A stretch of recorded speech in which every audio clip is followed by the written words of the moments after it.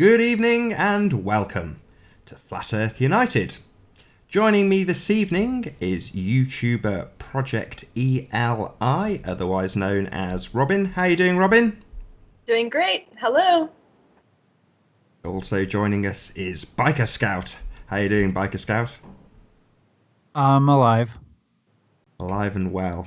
Well, in case people haven't guessed from the title, we are going to be talking about Rh negative blood. And this subject has only come across my path as a direct consequence of YouTuber Project E.L.I. Can I call you Robin? Is that much easier? I might drop the channel name in a few more times in the conversation, but Project E.L.I. Robin, much easier. But yeah, as a direct consequence of you. So you've had several hangouts that you've got a specific group of people now that join you, and I know after this show you're going to have them joining you as well, specifically to talk about that subject. So why do you have this group? Well, so I've been an Rh negative all of my life since birth, and it's absolutely had an impact on me. Of course, I didn't know that I was Rh negative until much later in life, and I didn't learn the relevance, what it meant really until probably, when I was pregnant, I learned much about it, but really not. Just enough to know nothing really. And I guess in recent years, I've done more study of it and become more aware of the implications and the just how rare it is and how different we are. And now I have a mission. I am trying to gather people and create support, and we're coming together. We all find that we have different pieces of a puzzle, and we're fitting them together as best we can, and still looking for others who have felt lost and alone their entire lives. And we're finding more and more, I would say nearly every day, probably every day, I get at least one new sub that's Rh negative and interested in what I have to share, because it's quite different from what you typically find on YouTube or anywhere else. And how's it gone? Is it just a comment that you'll get? Have you got somebody just coming into your comments saying on a thread or something, I'm also Rh negative? Is that how it goes? Absolutely. People will search for information on Rh negative, and I think people are becoming aware of this like every day. And just as that's happening, they're finding my channel and other channels that are providing information. And I get a lot of comments from people saying that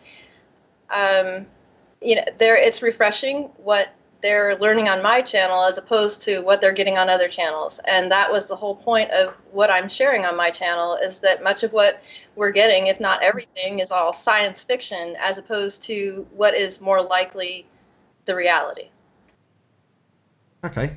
We'll get into the details of what it specifically is. Am I saying this correctly? It's Rhesus negative. Is that the correct pronunciation? Yes. Okay. Well, let's move on to you then, Biker Scout. How did you find out about this subject? Actually, through a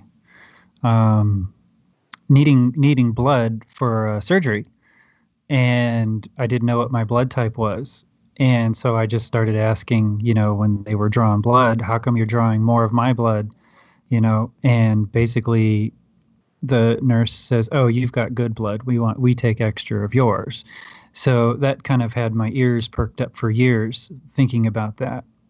And it wasn't until, I don't know, maybe 5 years ago, I was really curious about the Reader's Digest, list of traits that Rh negative people seem to have.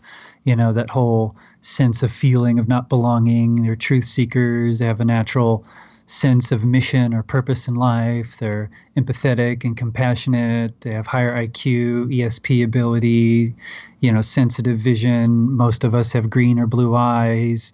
The usual stuff that you hear about it. Tend to be healers. I always find that what kind of interested me about it was, and I started looking into it, was the little known community fact that they're more prone to alien abductions, and I just found that fascinating. I was like, I wonder why that is, and that's kind of what got me down the rabbit hole of researching it. It didn't really care about flat Earth or tying it together. However, to sum up Rh negatives, it's very obvious why most people in the flat Earth community are Rh negatives. It's because of those traits of, a sense of not belonging and wanting to find purpose in community. And flat Earth actually provides that in spades. So, you've got a whole bunch of creative out of the box thinkers that are okay with jumping from concept to concept much easier than our simian counterparts. So therefore, you throw a curveball of, hey, the Earth is flat and you've been lied to. Rh negatives are like, I knew it all along. And that's why there's in my opinion, there's a huge group of them that have glommed onto this. I mean, certainly, if people are wondering what blood type they are, I think it's $7 on Amazon to get a kit, and you just Yeah, send it it's off. called it's called an Eldon card, and it's really simple. They send you a little self-pricking lancet, 4 little dabbers, and a color chart. And basically, you prick your finger, and then you wet each dot on this card with a little bit of water, and then you just rub your blood in each one. And every one of those dots has a protein in it that makes your blood either spread out or coagulate.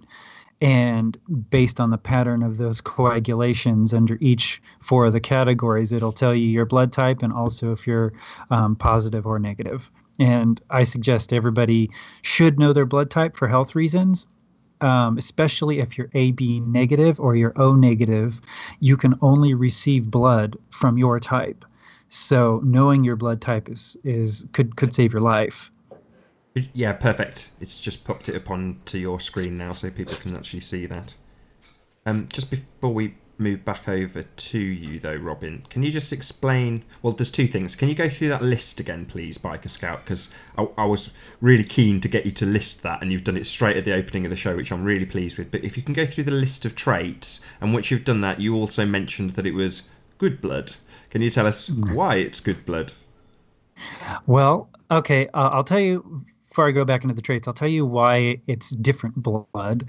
Apparently, Rh negatives have a more copper-based blood than an iron-based. Now, there's iron in the platelets, of course, and that's why it's red and all that sort of thing. But there's a really interesting health benefit to taking copper instead of iron if you're Rh negative. And in fact, I encourage anybody to not take iron supplements, but to take copper supplements if you're Rh negative.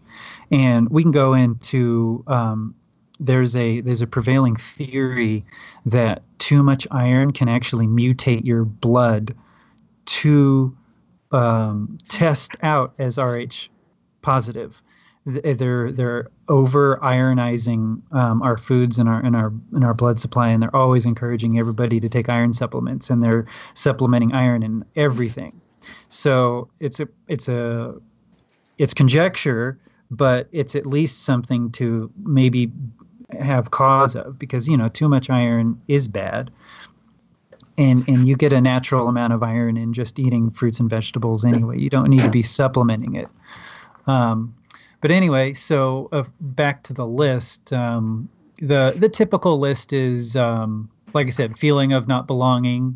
Just kind of out of sorts. Like you don't feel like you fit in with a group, or you don't identify as a whole with everybody. And then there's how's it go? Rh negatives tend to be truth seekers. They don't like BS. And they have this kind of a sixth sense about sensing and feeling and perceiving things that goes along with the ESP, higher than average IQ, empathetic and compassionate. You've got a A lot of Rh negatives feel like they're driven to do something. I need to do something in life. I got to do something. I have to change the world, or I have to help people. I have to help mankind. There's just always this little nagging little voice in the back of their head. And I find that's very common with everybody that I've met in person anyway. Another interesting fact, I don't know if it's true, but I've never actually counted my vertebrae, or the Rh negatives can have an extra rib or vertebrae. I suppose I could have an extra vertebrae. I'm very tall and have a long neck, so maybe I'll count them one day. And another interesting thing about Rh negatives, they have a tendency to love space and science. So again, going back to the feeling of disillusionment by NASA fraud, and that really is a sticking point with a lot of Rh negatives. They're like, yeah, I can't believe I've been lied to. I liked space, and they took it away from me. It's fake. I can't believe this. If there's people watching this that are feeling like me, I know nothing about this subject, I'll admit that immediately, but a lot of what you're saying resonates. Obviously, I'm Rh negative blood, but the fact that you're saying this list, and I go, yeah, that's me. And I remember on so many hangouts saying, I miss space. It was really hard to let it go. I loved space. I liked looking into it. Star Wars was awesome. Absolutely. It took the words out of my mouth. Star Wars was awesome. Absolutely. But, and maybe that's where space belongs, just on the screen. We'll just keep it as imaginary land, I guess. The space in between. Maybe if you can tell us, Robin, why is there's different specific blood types that are even more important, but I don't know if I should ask what are your specific blood types. I'm O negative. What are you two? I'm A negative. And Biker is O negative also. So you all are the most common type of negative there is. I am the second most common type. B negative would be, second most. B is third most, and then AB negative would be the least common. And so, which is really similar to on the positive side. O's are the common, A's, then B's, then AB's. Okay. And what makes one blood type more important or more useful to somebody who's collecting blood? Okay, so anyone can receive the O negative blood. The O negative blood, that's the universal donor. And negatives cannot receive positive blood, but positives can receive negative blood. So an O positive can donate to all positives, but an O negative can donate to all blood types. Right. Yeah. This is why my mother was always encouraging me to go and give blood and saying how incredibly important it was because it was useful for everybody. So this is the universally useful to any blood type, from being O negative, which is true for me and Biker Scout, but not true for you. Which is why they take so much blood from me. It's always extra vials. So it's interesting. It creates kind of an interesting environment within the Rh negative community. So like on the grand scale of all blood types, the negatives are in a sense demonized among all blood types because we're so rare. And then among the negatives, the O negatives have a tendency to feel like they are super special because they are the universal donor. And then the AB negatives have a tendency to feel that they're super special because they're the least common. The A's and the B's, we just hang out and we say, why can't we all just get along? And then there are some also, though, that actually of all the blood types, well, not all, of the A, the B, and the AB, that for whatever reason like to demonize the O's, the O negatives. So it's really kind of odd, the things that happen within the blood types. I try to keep people from kind of going that way. The fact of the matter is, it doesn't matter. All Rh negatives are capable of being evil people. We're not just because of our blood type good people. We're good people because we choose to be good people, and not all Rh negatives do that. Some have been, they want other things and they're willing to do some, whatever it takes to get it. and then others of us have more integrity, and we are more interested in helping others. So we're not all created equal. And actually, I think Biker has some thoughts on that I had never really. Oh, well, it's a tricky one because, I mean, I've just literally got the iPad up to go through the conversation that we had yesterday, Biker Scout and I, and there are certain things that we could potentially say here that could be viewed as elitist. I mean, you've already gone through it in terms of prejudice that you could have just based on blood type, but the origins of these blood types have led to, how can I phrase this delicately? Fighting. That's the only way to put it. Literal fighting. So I'm going to preface what Biker Scout says now by saying we don't necessarily attribute any of these views to our outward way of being. It's just how things are according to the research that Biker Scout and Project E.L.I. Robin have done. So, I don't want lots of hate in the comments for what's about to be said. That's my there you go, there's my preamble done. Now I don't want to say anything. Oh no, well, I've built it up too much maybe. Oh no. I know, right? So what was the question again? Where are we going? Well, the origins of these different types of blood. Oh, okay. Well, basically, the blood types, just picture migration patterns, like coming down from the Siberian Peninsula from somewhere. And you just follow these migration patterns down. The first group of people that came down were A's.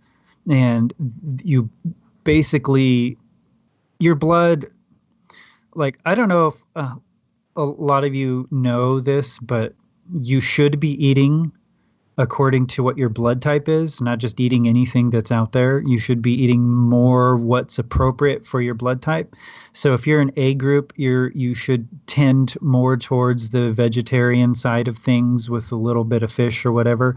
And then as the migration patterns came down, more food was readily available, small game, white meat, things like that, and then harvesting and farming and grains and things like that. So the more further down on the list you've gotten, it's all based upon region and dietary availability.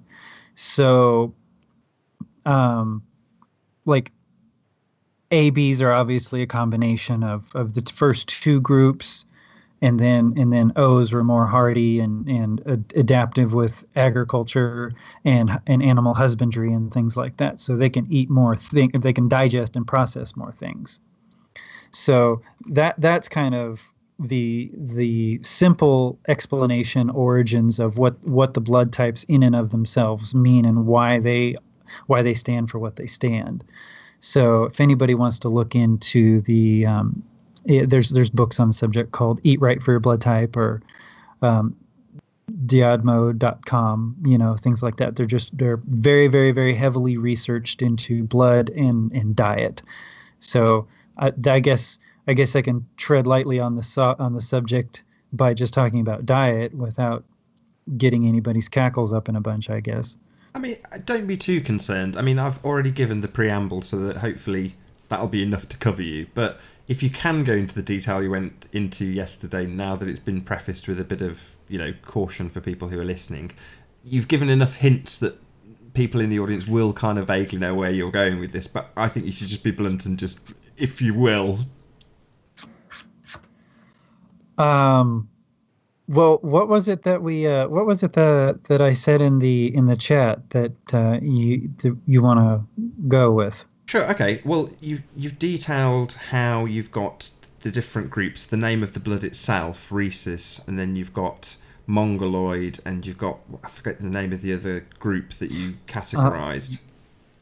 Yeah. So basically, for a long time, anthropologists have assumed that there were three main types of original groups of people that originated on the planet. You've got the caucasoids, mongoloids, and negroids, and they have their own unique bone and skeletal structures and things of that nature, and that was the prevailing thought.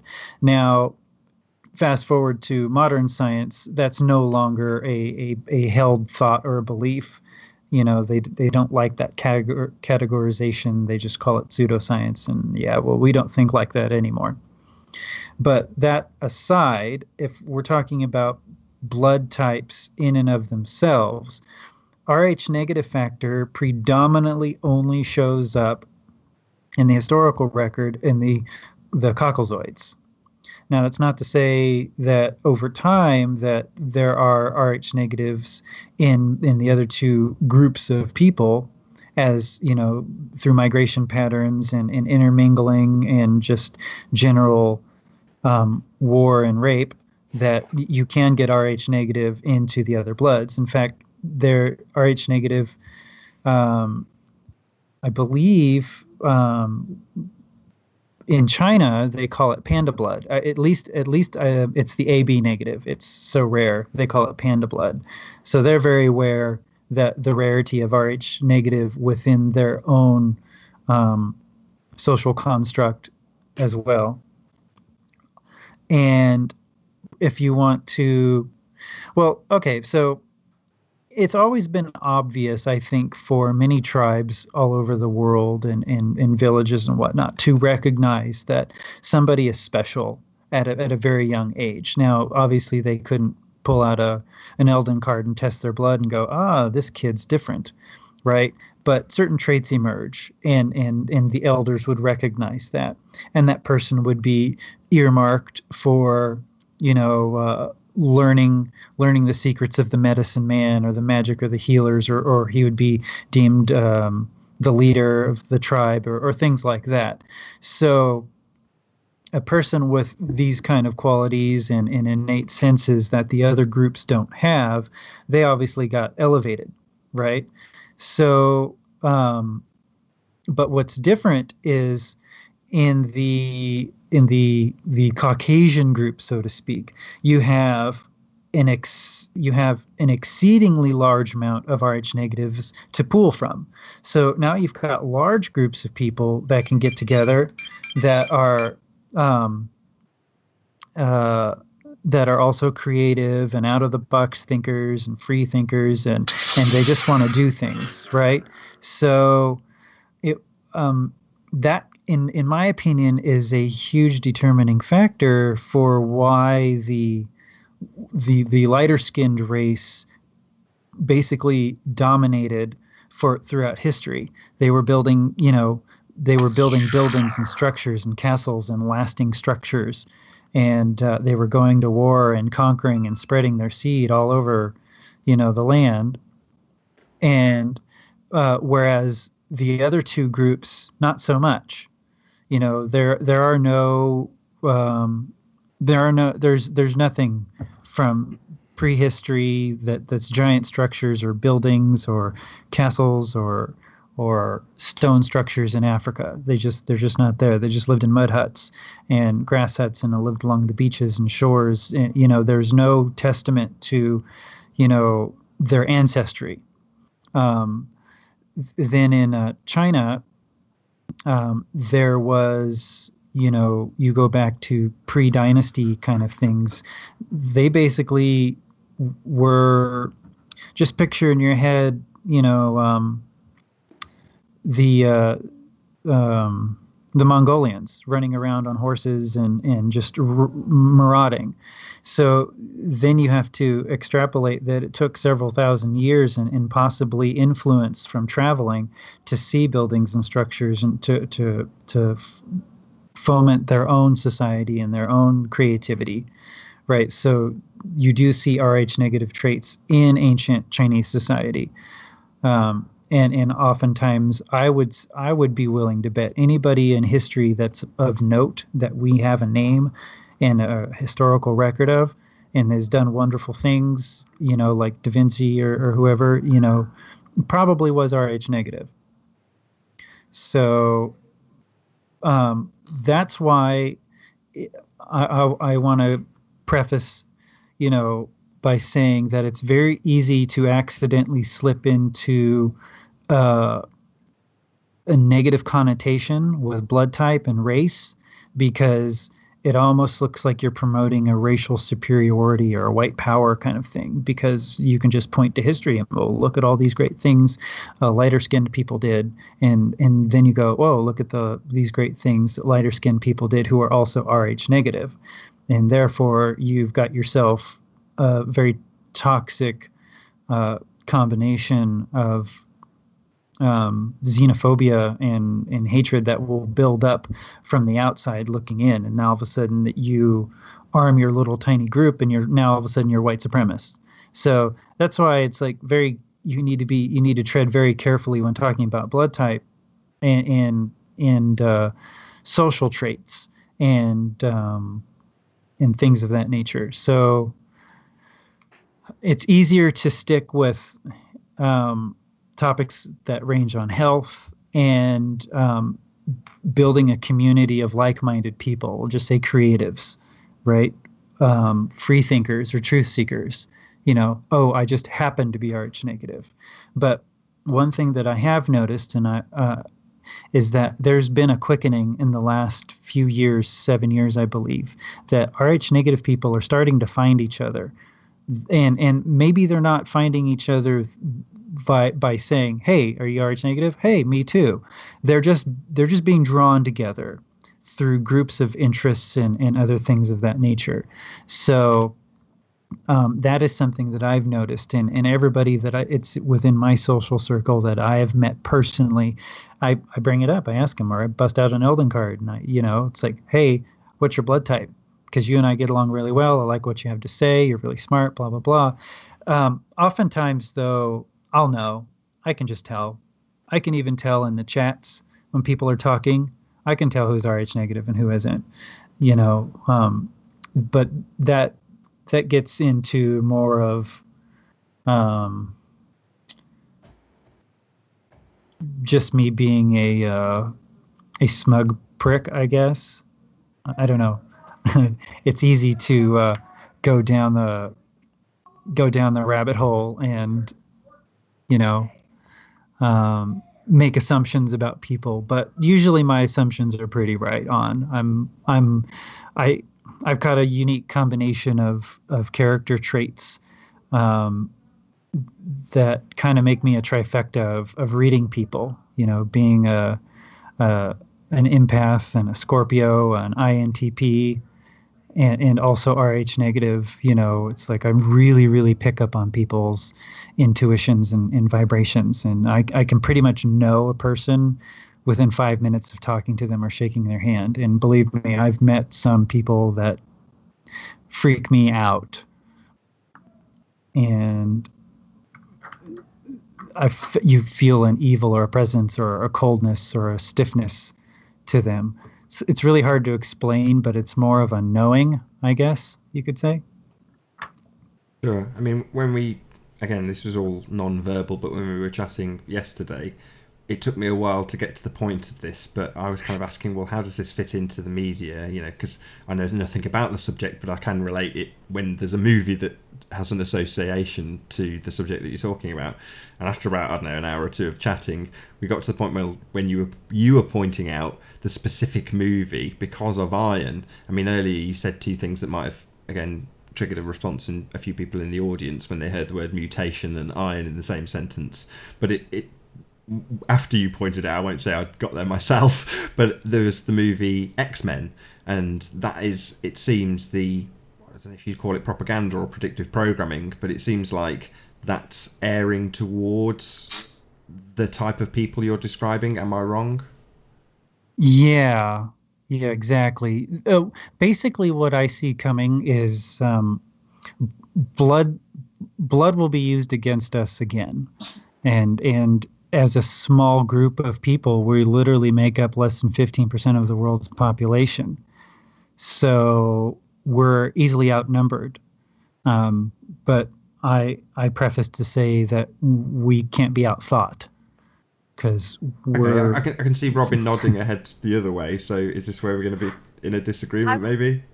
Yeah, well, first I'd like to back up, if you don't mind. I'd like to offer some alternate theories on origins. Cool, go ahead.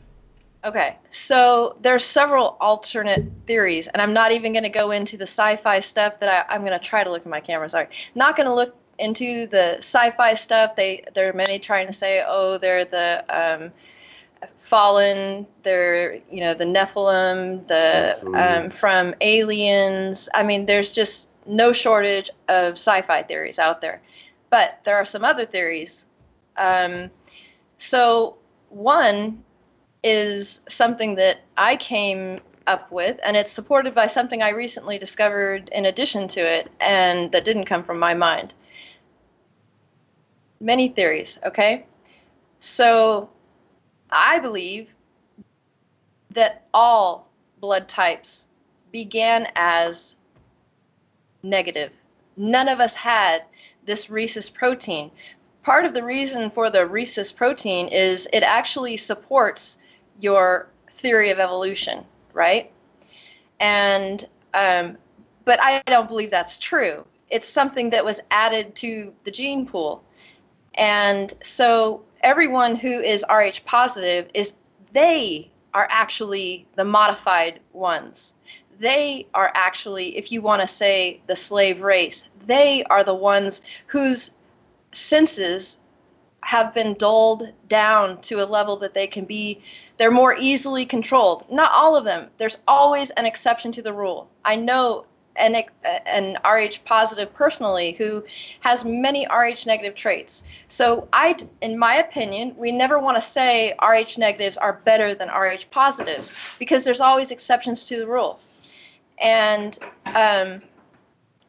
another idea is that when we look at just the wording of where we're looking at the rhesus factor, I am called A negative. But what does that mean? It means my blood type is A, rhesus, negative. So I'm A with the assertion of rhesus only made true by the negation of rhesus. So wouldn't I be simply A? Yes, of course I would. So that means that the ones that should, in a sense, we're demonized because we're looked at as negative, lacking something, when in actuality we have greater senses and not all of us, and we're not all equal in every area. But we lack this protein on our red blood cells. And what I look at that protein as, it's almost like a shield that dulls down natural senses of mankind. We all were created this way. But at some point, we were changed. And I believe most of us have the potential to, if not all of us, have the potential, let's say, to Rh negatives have the potential to give birth to Rh positive children. And that goes into something else. But just as an example, I have 3 children in this world, and not one of them is Rh negative.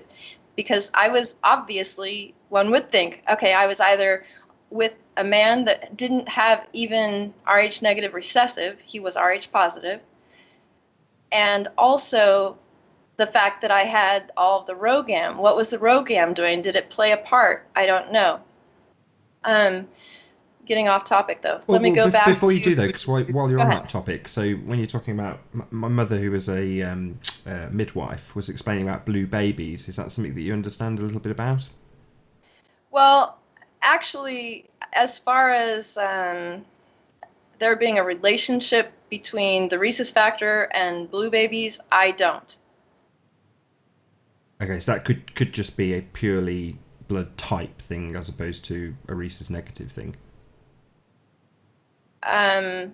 Well, even if it was a blood type thing, I understand that you and your daughter are O negative, so you're the most common blood type anyway. So of the negatives, okay? So it would be that O negatives are more likely than A's, B's, and AB's to be born blue,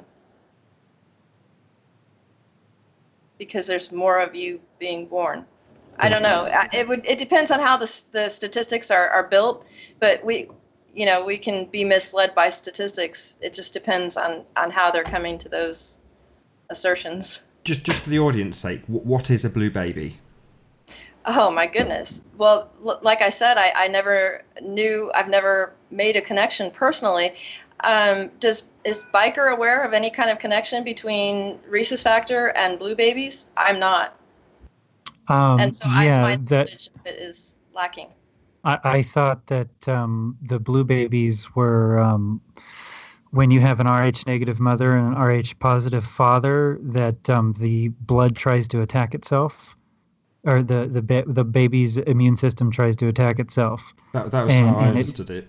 yeah, it rejects the body, it rejects the blood as a foreign entity, and that's why they invented the ROGAM shot, to stop that from happening. So the babies will literally come out blue because the blood's not receiving oxygen because it's being attacked by antibodies, I believe. They can also do a transfusion, can't they? They can do an in utero Yeah, transfusion of the other blood types, so that the mother's antibodies don't attack the baby. correct. And a lot of us are wondering, is that changing the baby's blood from that point on after Well, they wait a get that minute. transfusion or shot?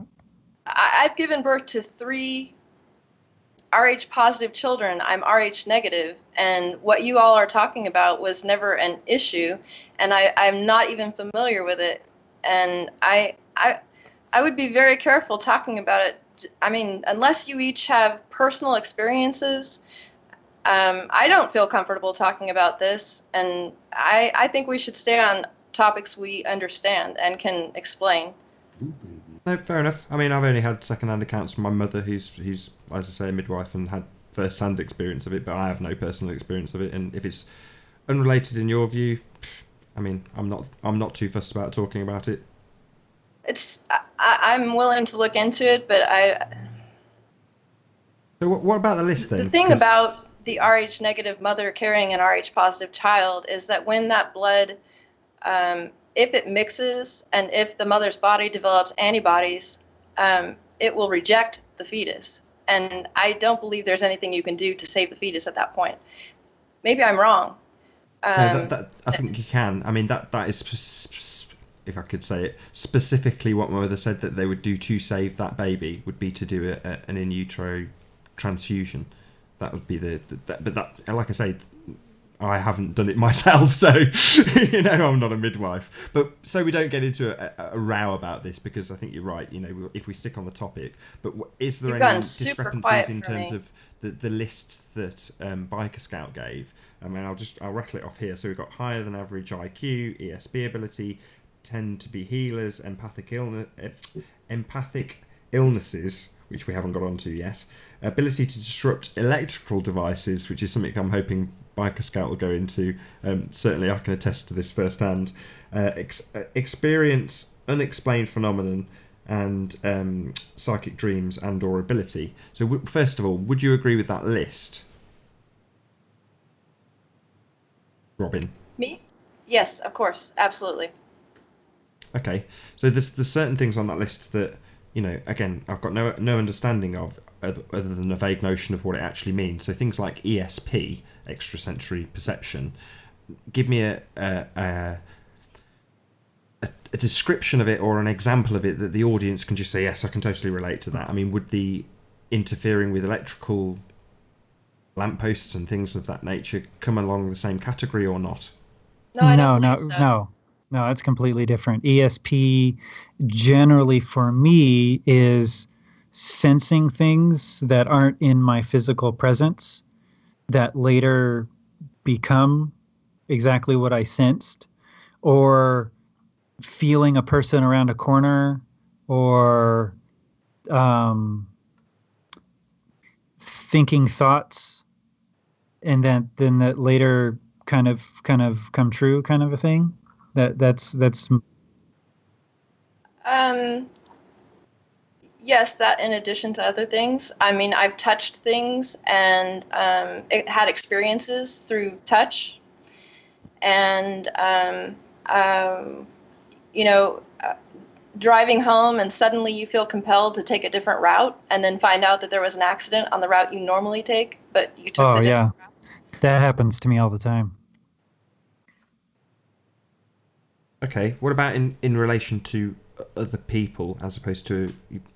That's a great example. You know, I can even picture things like that have happened to me. Literally exactly the same example, going on a completely different route, for no reason. But you think, I'm going to go take the scenic route. I know there's a different journey. I can do it. And then you find out there's a massive accident on the motorway, and you're like, wow, that's Right. unreal. But is there something in relation to specifically to other people with ESP or not? At times. Um, it, it-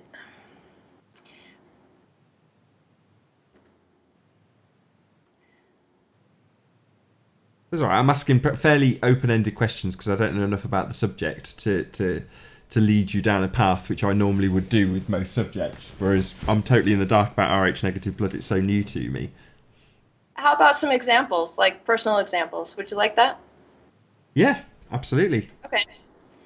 So, many, many, many years ago, I was married to my first husband, and I happened to be a Mormon at the time. And I was a very young, expectant mother, and we were having dinner with some friends, some Mormon friends, and we decided that we'd watch a movie. We happened to live in the same apartment complex, and the movie was at my house, and I volunteered to walk back to my apartment and go up and grab the movie.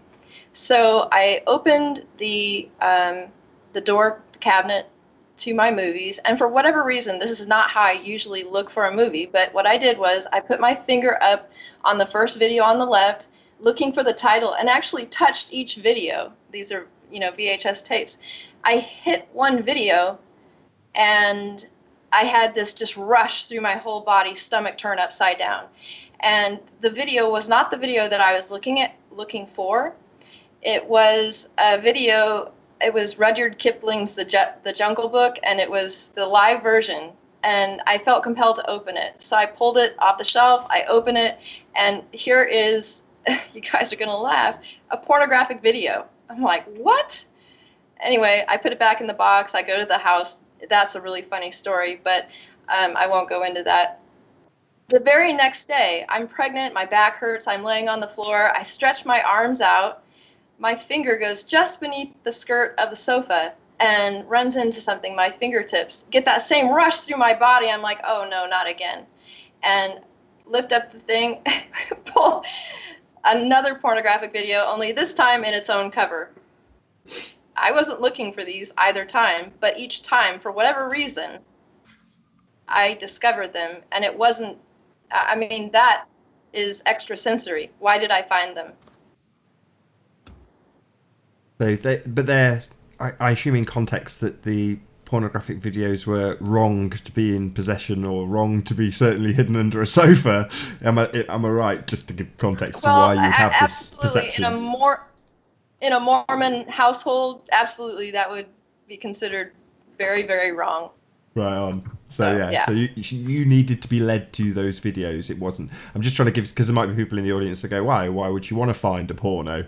But it's like, no, you needed to find the porno. You said you wanted to give the context to that story. I'm sure you'll be shaming some family member or something if you do, so I won't ask you to. But there we go. The story is wonderful, but oh, go on. No, I won't. So maybe Biker Scout, if you can tell us about, again, I can lead you with this because I've heard it already, but you would be walking past a certain point and you would have a certain effect that you would have on a certain electrical item. Can you tell us a little bit about that, please? Yeah, there's a street light down the street that doesn't like me, and I can turn it off every time I walk past it.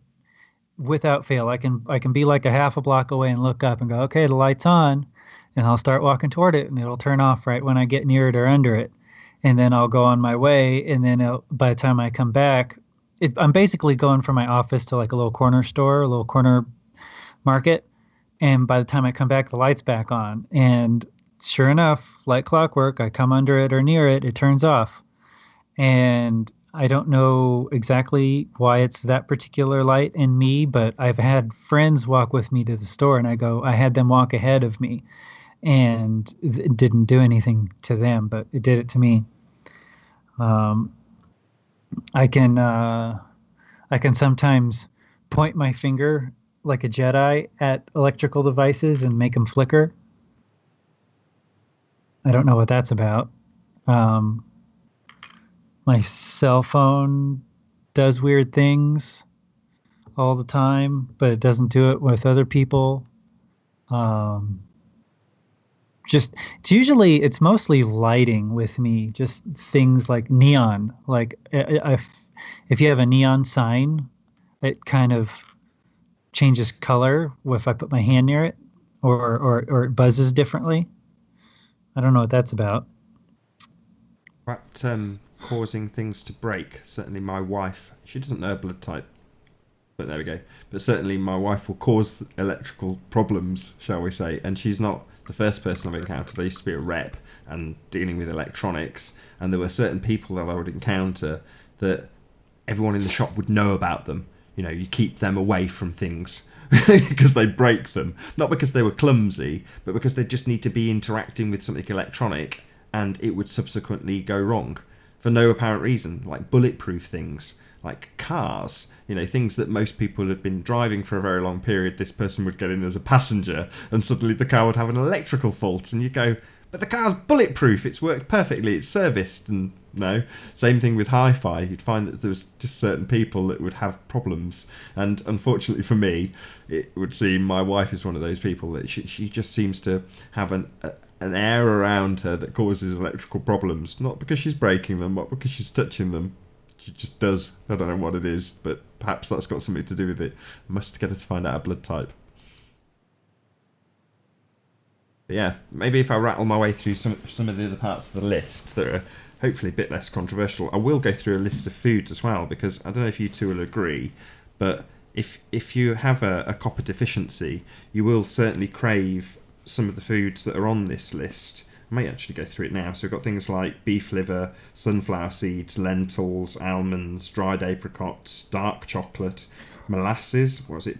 Blackstrap molasses, asparagus. You last when I gave this list to you because you said you just took copper supplements, biker scout or biker.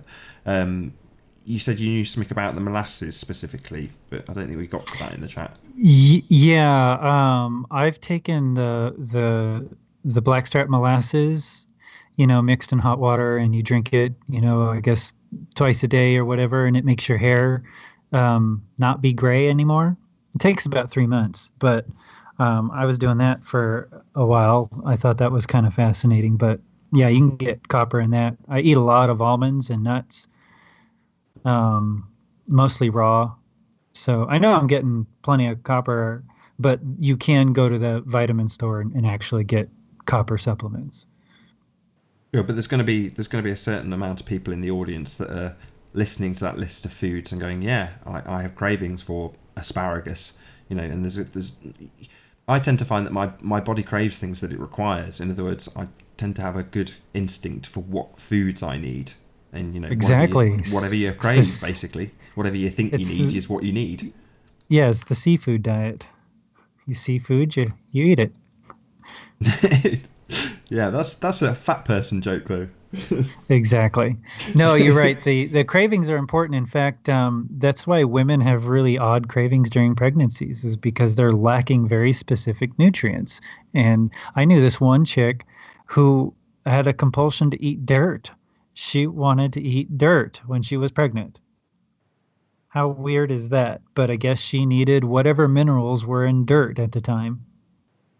She was folic acid and mica. I don't know what she needed, but um, yeah, you definitely have to listen to your cravings because your body knows what it needs and knows how to process it better than you do. I mean, I tried to kind of lead you down to this last time, but I'll say it specifically because you did detail this again when we were chatting about empathic illnesses. And again, Robin, if this is something that you've experienced firsthand, first, if you can explain to the audience what is an empathic illness. It's kind of like getting, well, let's say your wife gets the flu and then you get flu-like symptoms. Is it because you caught something, or is it because you're feeling what she's going through? Same thing happens with stubbing your toe. Oh, my toe hurts now too. It's kind of a subtle an empathy towards way another person is feeling. If they're feeling ill or down, you don't feel very well either. So you make do to make sure they feel better.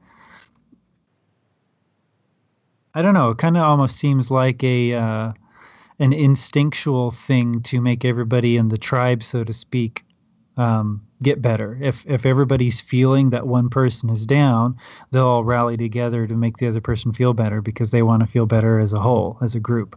That's my kind of thought on it. Anything to add to that, Robin? Just that it's also with injuries. If someone were to show me an injury, I can feel that injury on my own body. So it's very painful for me to look at an injury that belongs to someone else because I feel it and it hurts. So. Yeah, I can't look at those bloody websites that show things chopped off, and it's like you can almost picture yourself right there, and that's you at that moment, and it's very disturbing. But it actually, it makes us very empathic because, I mean, we put ourselves in that position. One day I had a little boy come to my door, and he was my neighbor. He and his brother were playing in the house. He comes over. He's got a radius ulna fractured. All his arm was like this. It was horrible. And it was so very painful. And, of course, I took him straight to the emergency room. He had no parents home.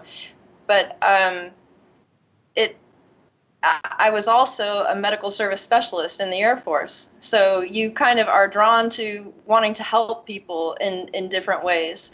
And, kind of my project E.L.I. is all about reaching out and trying to help people. I've been in a lot of pain in my life. And so my desire is to help others who may find themselves in similar situations and just to let them know they're not alone, because I didn't have anyone there for me when I was struggling like that. So I mean, I can totally agree in terms of, when someone has that sentence, I feel your pain, I completely can empathize with that. I totally get where you're coming from. But the flip side is also true.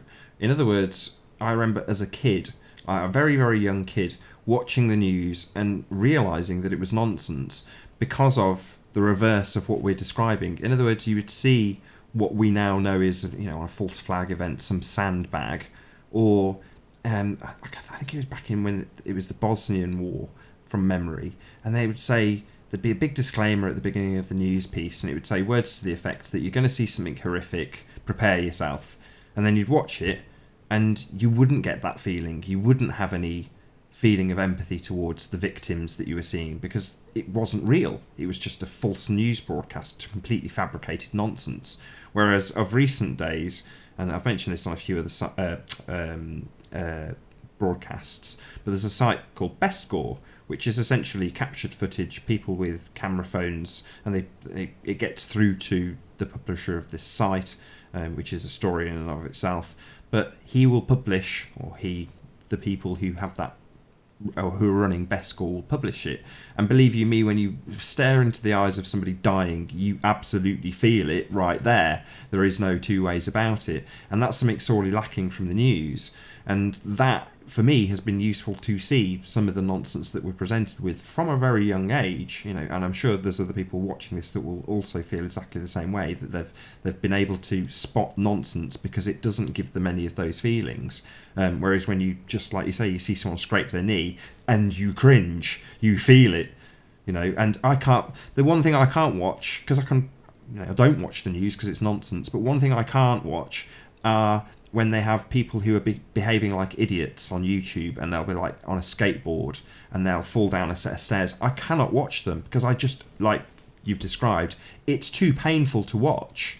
Like, I'm like, oh my God, that's going to be a broken arm, and you feel it. And within a couple of scenes, because They come up on autoplay, you're like, oh, I can't do it. Same with slapstick comedy. When you know that, I again, as a kid, we have a show called Fawlty Towers, which I'm sure most people have heard of.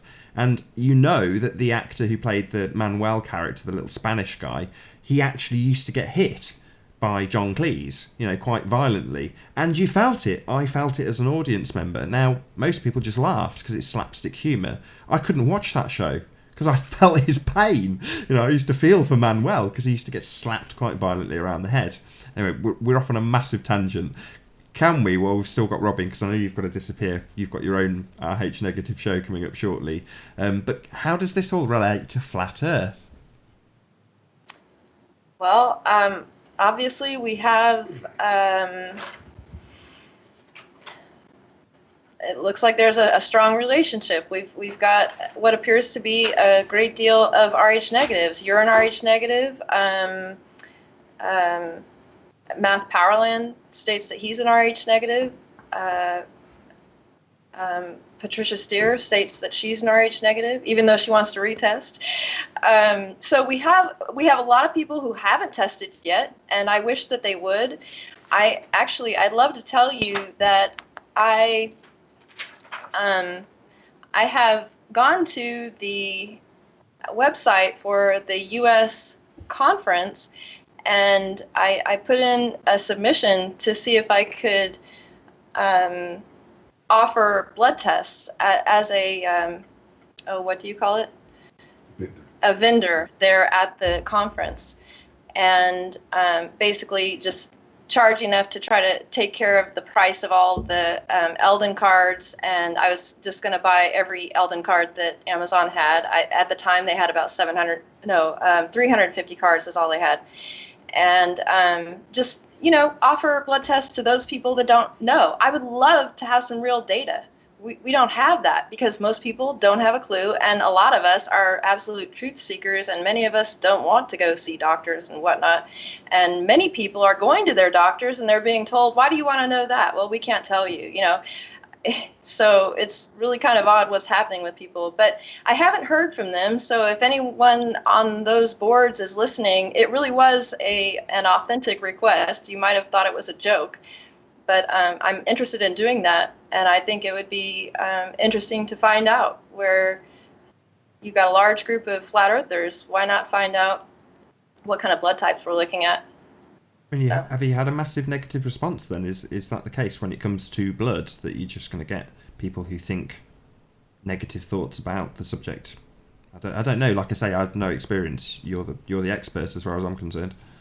So for me, the response from the vast majority of RH negatives is so positive because when we're together, we finally feel okay. Which is why I would think that, RH negative couples get together. Then there's those of us that, we just rushed in for whatever reason. We didn't, spend a lot of time getting to know our partner, and maybe we ended up with an RH positive. Or maybe in some cases, like my own, I was raised in a family of all A positives, and I'm an A negative. So in fact, both of my husbands that I married were A positives. So it's almost as though I married what I knew. And I can recall having dated men where I was like, this guy is just way too nice. There's got to be something wrong with him. Were those negatives? Because it wasn't what I was used to. I feared it. And now, anyway. So. Well, I think I've got an answer to my question already from the chat, which is blood over intent, here we come, was one of the comments we got. So yeah, that was my reaction. You're shaking your head, so yeah, maybe you can. Not at all. No, exactly. So yeah, I don't know if is time pressing for you, Robin. Sorry to jump over you there, Robin. I know you've got to nip off. Are you keen to jump off, or are you happy to chat for a little bit longer? I'm good to. Well, what else is that biker guy gonna say, man? Y'all. He needs to be set straight from time to time. But no, I'll go ahead and go start my hangout. Nathan, I appreciate the time you've given me to share, and Biker is hopefully going to join me at my hangout after he's finished here and share some things. So I appreciate it. It's been an absolute pleasure. So make sure everybody in the chat, you subscribe now to Project E.L.I. Have I got that correct? That's right. Perfect. And yeah, Robin, it's been an absolute pleasure. Thank you very much for being here. So it's great to see you. If it's okay with you, I'll carry on chatting for a little bit with Biker Scout and then I'll round out shortly. So once again, Robin from Project E.L.I, thank you very much indeed for being here. If I can get it with me, there we go. Thank you very much for being here. Hopefully we'll speak again soon. Sounds great. Bye-bye. So while that's cutting off, are you good to stay? I've assumed that you're okay to stay for a few more minutes, Biker Scout. Of course, I've got nothing better to do. Oh, that makes me feel so much better. Yes, you were my last option. So yeah, you do have. I call all my friends. Hey, we want to do something? Nope. You do tend to have a few disagreements with Robin. Then you don't definitely see eye to eye. And I didn't get to ask you, but blood over intent, is that something that you've dabbled in or are interested in? No, that's a satanic cult practice. A lot of people don't know that, but it is. Well, if a lot of people don't know it, I'd love you to explain that. I don't need to. You can just Google it. It's not something that's going to be part of my life, and don't need to discuss it. It's just it's a dead topic. When I hear people say that, they are clueless. They just don't know. It's a ritual. Anytime you're spilling your own blood, it's a ritual. Yeah, it couldn't be more ritualistic. And there are certain benefits to doing things ritualistically, in terms of cognitive processing, but that's just a sort of internal thing. It's, when it's... Well, that's like the same thing between prayer and meditation. You're doing the same thing in your mind. There's nothing wrong with that. And you can call that a ritual, I guess. Get up every morning, have tea, and meditate or pray. Yeah. I see nothing wrong with that. No, I totally agree. There's a few more things on your list that I didn't want to go through, though. You said about having psychic dreams. Now, as I've got older, I dream less and less and less. I don't know why. Probably lack of sleep. I don't know. But either way, psychic dreams is something that may resonate with people in the audience. Tell me about your psychic dreams. I get all kinds of psychic dreams. The best time to get them is an afternoon nap. And well, actually, I don't even call them psychic dreams. I just call them lucid dreams. And when I'm in a lucid dream state, I can fly. I can go places. I can see things that I can't normally see. Like, for instance, flying over my neighborhood, I can see who has pools in their backyards. I can see their rooftops, their air conditioners, the trash in their lawn. I can see all those things. And then I can go and physically verify those things in person, which is kind of fascinating. That's very fun. I'm no Edgar Casey, so I can't claim to channel that energy to where I can, predict the future or tell you about your dead grandma or anything. But just in my personal experience, I just call them I just get downloads of information when I sleep.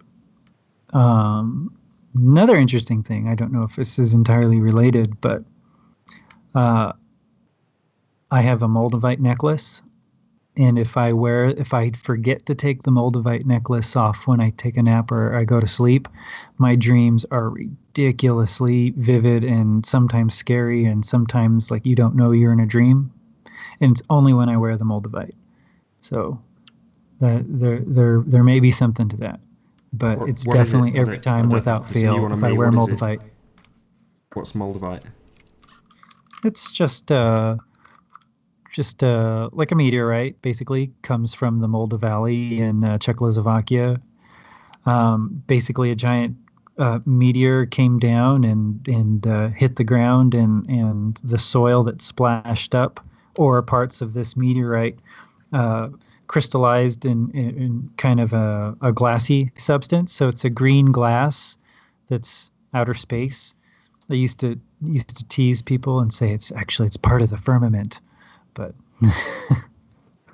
but it's very unique looking. It's only found in one part of the world, but it does. Some people say it offers protection, wards off spirits, but it definitely gives you a deeper psychic look into things, that's for sure. And some people can't even touch it. It makes them, it's called the Moldavite flush. It makes them get hot. It kind of burns their hand when they touch it. I don't have that effect, but I do have the vivid dreams with it. And I find that very weird. Very. I mean, I wish I dreamed more, but I don't know what it is about getting dreams. Maybe it's a dietary thing. Yeah, Um, diet for sure. If your sleep patterns are off, then you don't get into that phase where the dreams occur. You wake up too soon. I believe it's the delta phases where you dream. So you need to have your your biorhythms in sync. Like for instance, in my bedroom, I don't have any lights in my bedroom. I have amber like Christmas lights all over the place, or just anything that's an amber light and amber LEDs. So anytime I'm in the bedroom, that means it's time to sleep, and that resets your circadian rhythms. And then of course you don't want to be looking at electronic devices, laptops and cell phones at night when you're trying to go to sleep because of the blue light. But because I have the amber lights, that helps reset your sleep patterns and get you to a more natural sleep cycle. So if I do need a light, there's the bathroom light, right? But I find I like the comfort and like if I go and travel and I stay in a hotel, it's like I can't sleep because there's no amber lights on. It's really weird. But yeah, changing when you go to sleep and when you wake up is very important to get the full 4 cycles, and then you get into your dream state.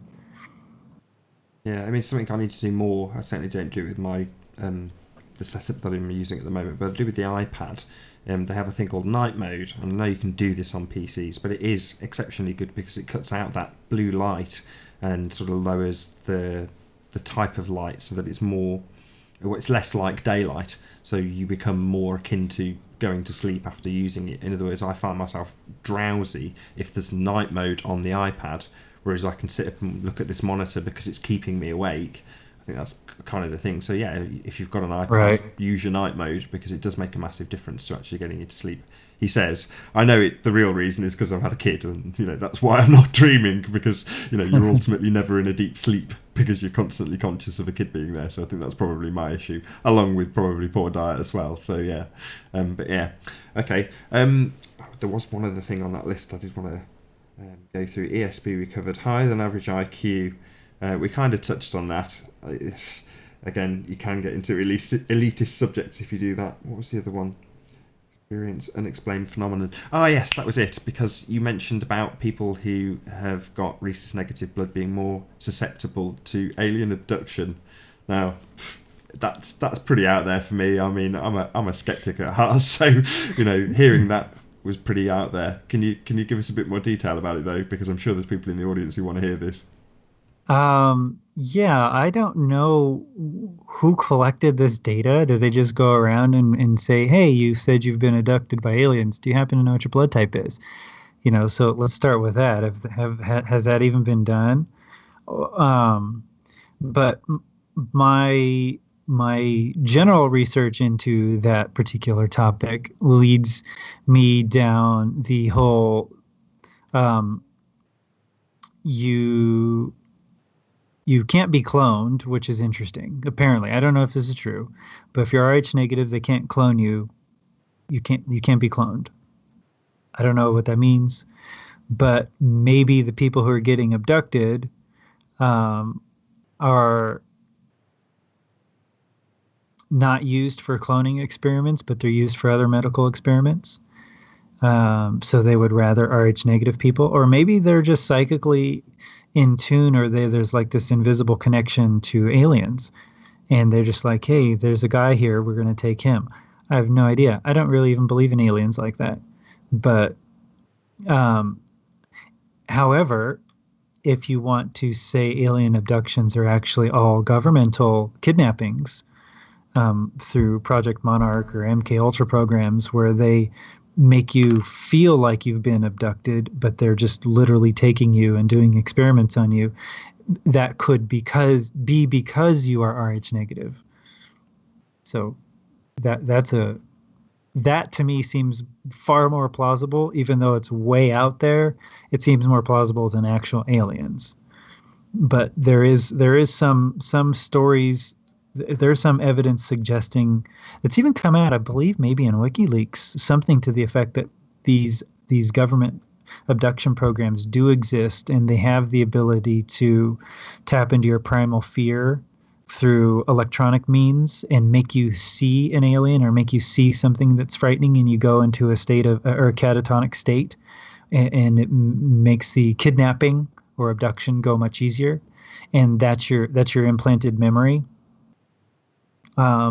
Then, or you could even go weirder and say, yeah, the government's abducting people, but they're using automatons that look and feel and touch like aliens, but they're actually AI, artificial intelligence. But they literally go into these rooms and take these people. But for all intents and purposes, you think it's a real entity, but it's just a controlled robot. I mean, that's so to speak. Only plausible in the respect that you've got enough predictive programming out there to plant the seed of aliens as you've described them. Because when I hear the word alien, if I think in a real context of what an alien actually is, i.e., if I'm being genuine about what an alien would be, it would be something out there across the plane and akin to discovering the Native Americans. That they would be the aliens, because they're just the people across the pond that weren't discovered before.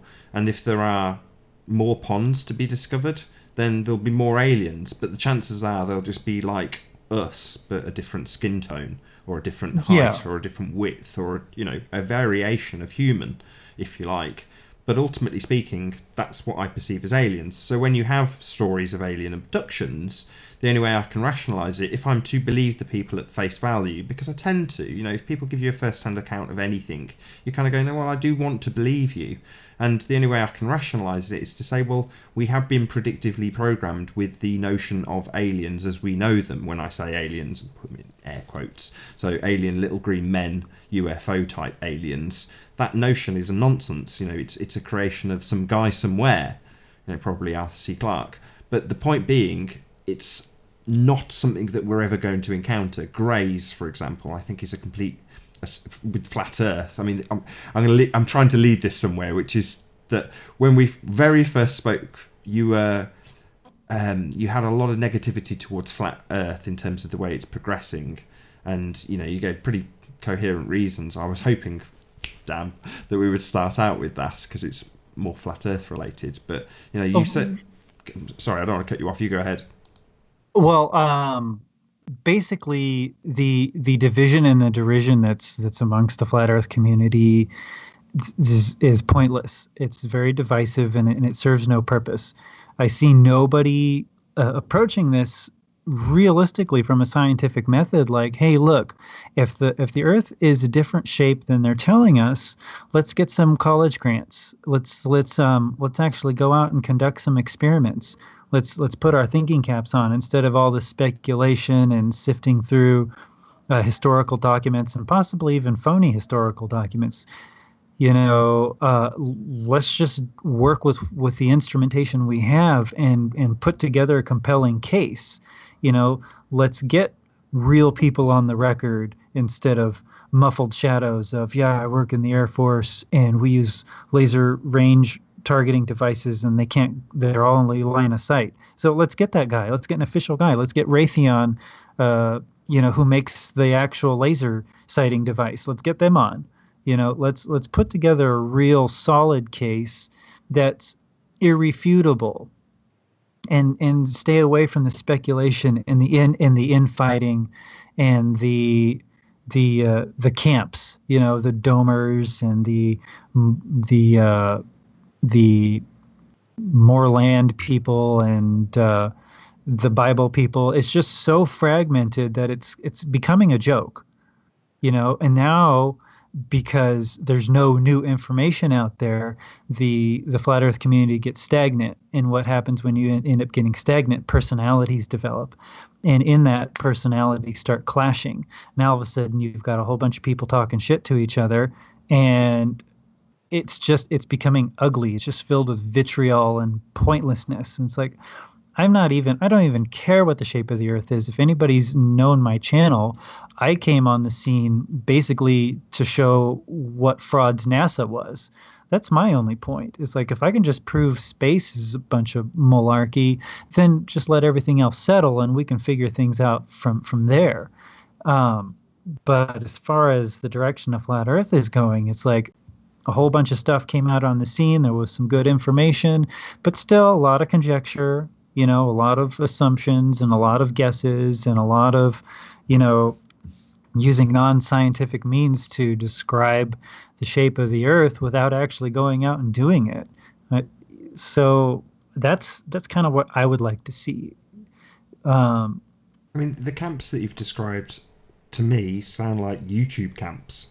I That's kind of how it is in many corners. I forget who I had this conversation with, but very recently I had a conversation with somebody who was saying that they were in a different part of YouTube, like totally unrelated to flat Earth.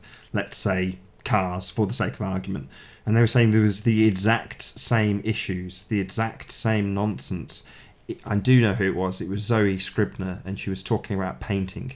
So she was in painting, of all things. How would you call it? Forums, But that bit of YouTube with those comments and those live threads, and there's people making video logs saying, "Oh, this person's calling me out as a controlled this," and you're like, "What? This is painting," But I think it's a YouTube related thing. Maybe, I don't know if you'd agree with that.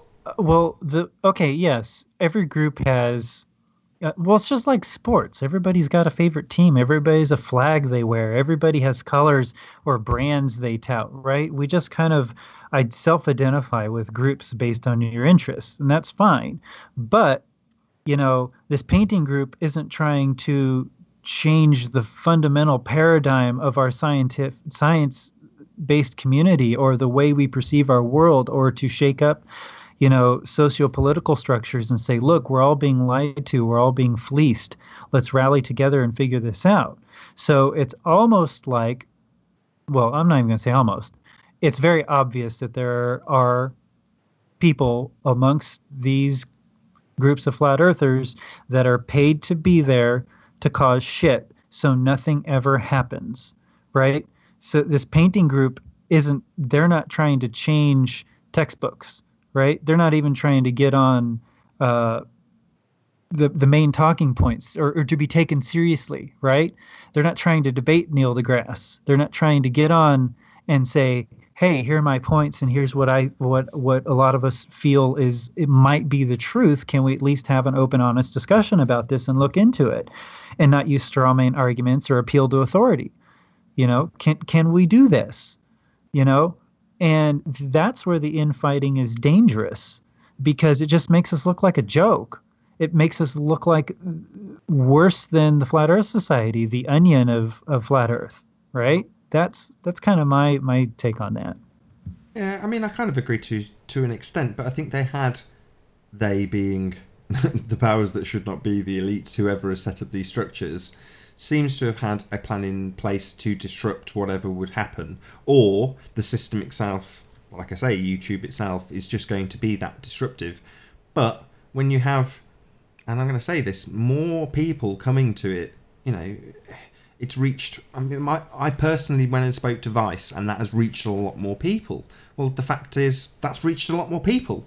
Well, there's going to be just as many detractors amongst it.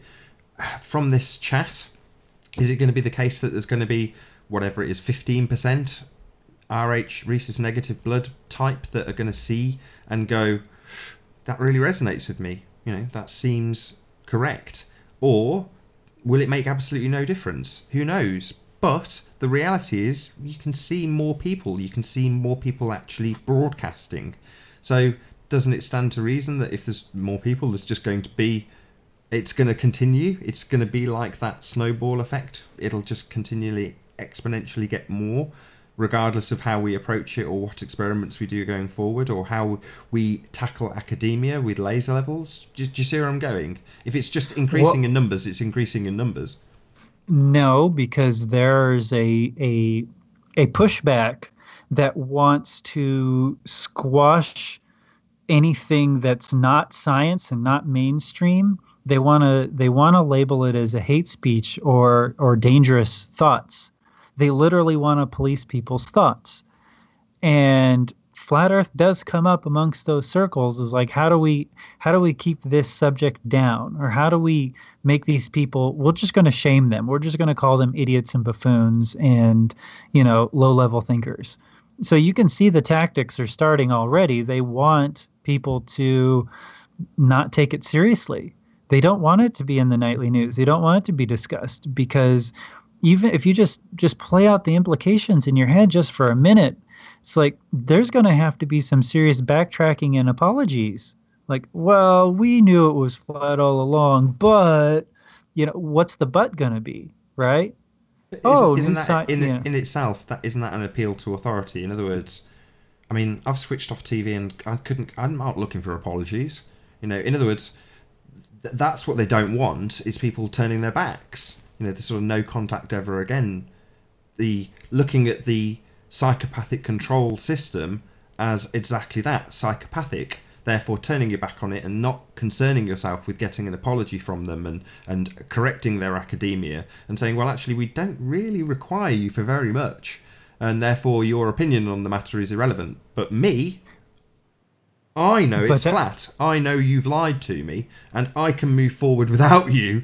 Wouldn't you say that is the bigger danger to them and the more likely thing to happen if it just increases in numbers? But remember, you're having thought patterns based on being Rh negative, right? You're a truth seeker, you're outside the box, and you can move on. You haven't been indoctrinated. There's a giant swath of the population that needs to be deprogrammed, needs to be decoupled in such a way that it could be catastrophic, like PTSD catastrophic, if they find their worldview has been changed in such a way.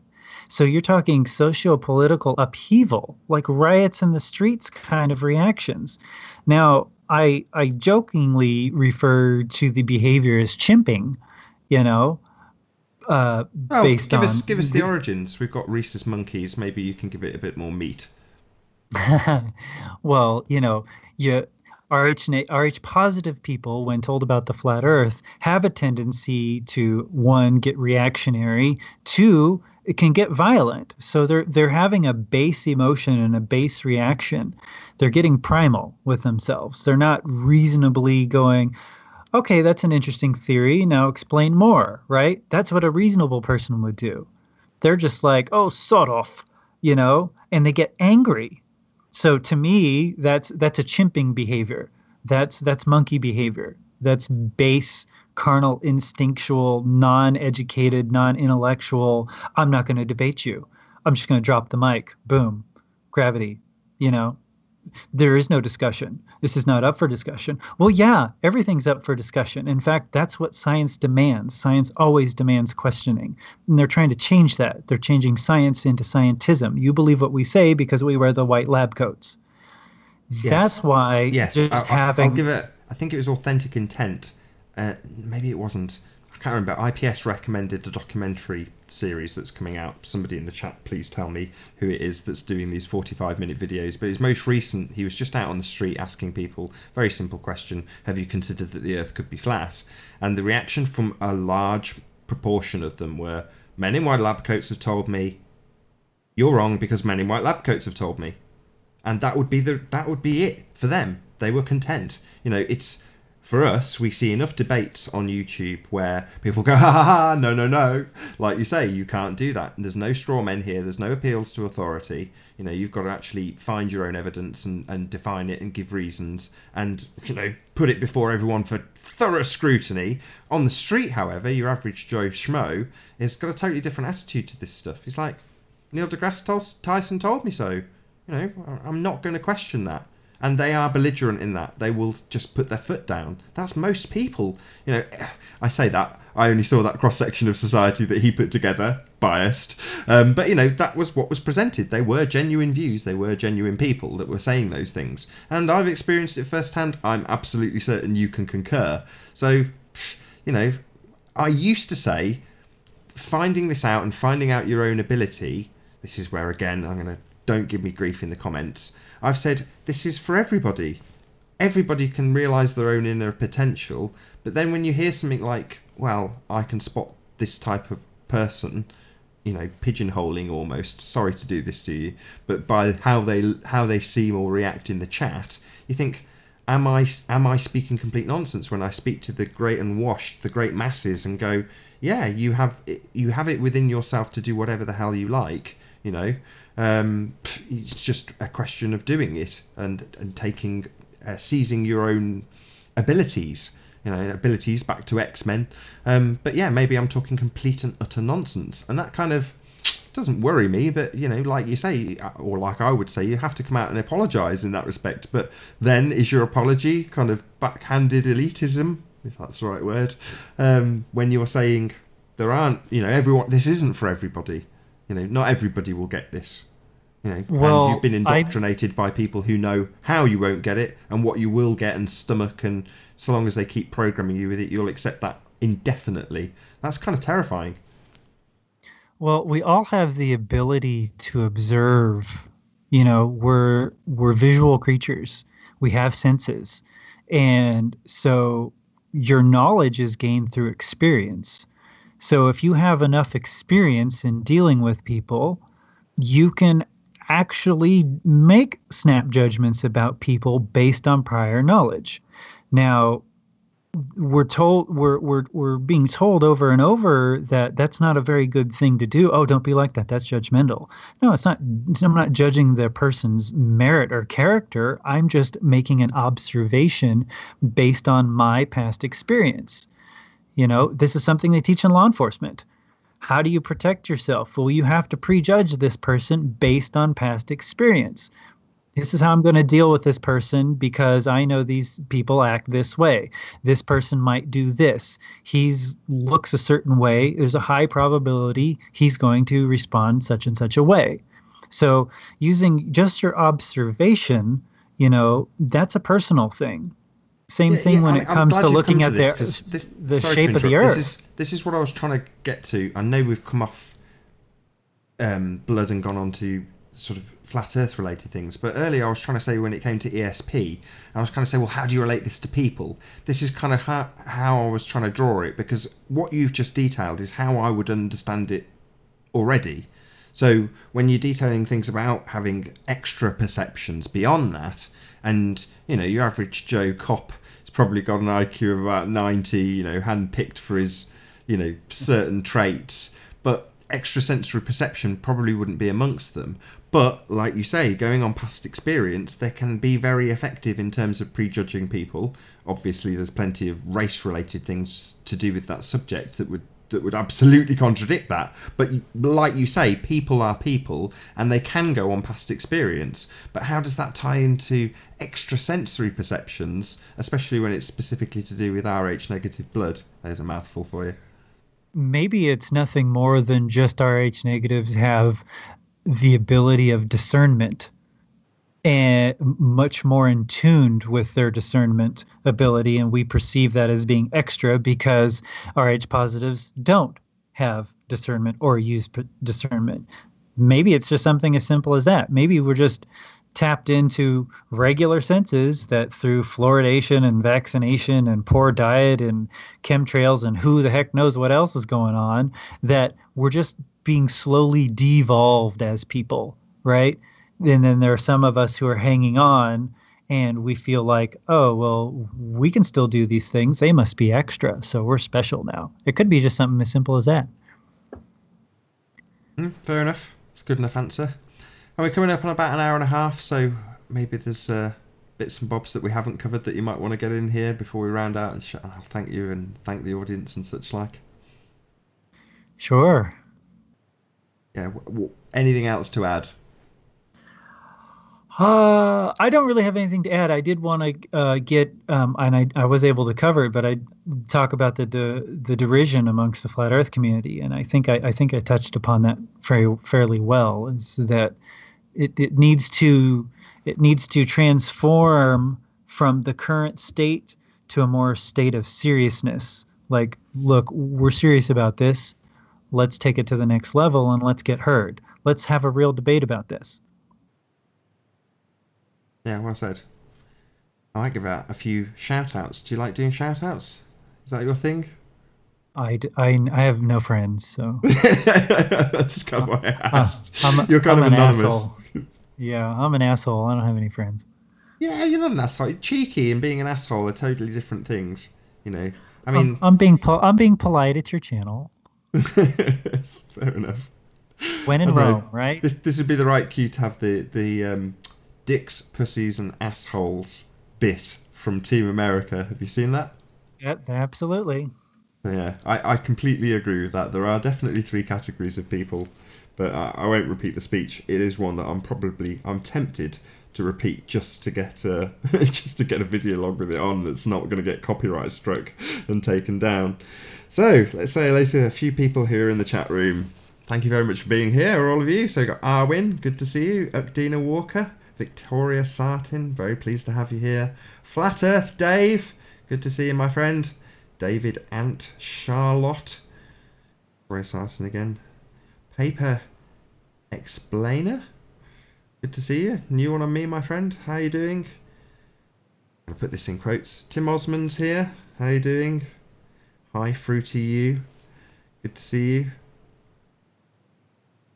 Nimnet, good to see you in our chat. We're all chatting nicely because I've stuck slow mode on. There was a few spammers. Guy called Cumfarts. Disgusting.